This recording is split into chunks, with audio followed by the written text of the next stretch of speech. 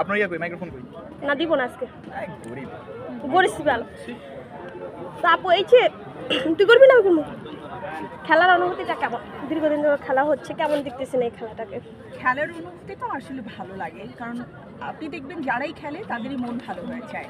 আর ওই খেলার সময়টুকুতে আসলে জগতের যত দুশ্চিন্তা আছে কিছুই আমাদের মাথায় থাকে না। খেলাধুলা আমাদের শারীরিক এবং মানসিক মানে দিকটাকে যে কতটা ইমপ্রুভ করে এটা বোধহয় গত 10 দিনে সবাই বুঝে গেছে।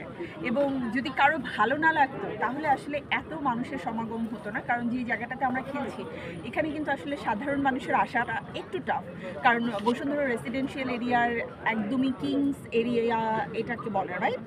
এবং তারা যেহেতু মাঠটা করেছে, মাঠটা অ্যাকচুয়ালি একটু কি বলবো এটাকে জনবহুল এরিয়া থেকে একটু দূরে হয়।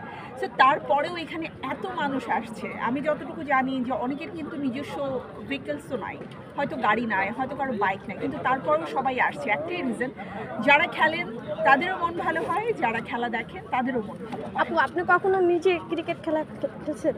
ছোটোবেলায় তো খেলেছি, আর বড়োবেলায় তো এখন খেলছি যখন টুর্নামেন্টগুলো হয়। তবে খেলাধুলা স্পেশালি আমার খুব পছন্দ। দেখা যায় রাস্তা দিয়ে হেঁটে যাচ্ছি, কোনো বাচ্চারা হয়তো একটু ব্যাট বল নিয়ে খেলছে, আমি রিকোয়েস্ট করি দাও না আমি একটু খেলি। সো ওরাও মজা পায় যখন আমি 2-4টা ব্যাট বল একসাথে লাগাতে পারি। ক্রিকেট খেলার সবচেয়ে কোন জিনিসটা ভালো লাগে, ব্যাট না বল? আমার কাছে আই থিঙ্ক যারা খুব ভালো ফিল্ডার আমি তাদেরকে খুবই পছন্দ করি, বিকজ ফিল্ডিং একটা খেলার জন্য মোস্ট ইম্পর্টেন্ট। যদি অনেক ভালো ব্যাট করলাম, অনেক ভালো বোল করলাম, বাট ফিল্ডার ভালো না বা ফিল্ডিং ভালো হচ্ছে না, তাহলে কিন্তু খেলার রেজাল্টটা ভালো আসে না। এবং যারা অ্যাকচুয়ালি ফিল্ডার থাকে ওরা অনেক বেশি পরিশ্রমী হয়। আচ্ছা আপু আপনি যখন বল করেন, যদি বল কথা বলতে পারতো তাহলে বল কি বলতো তখন? বল আমাকে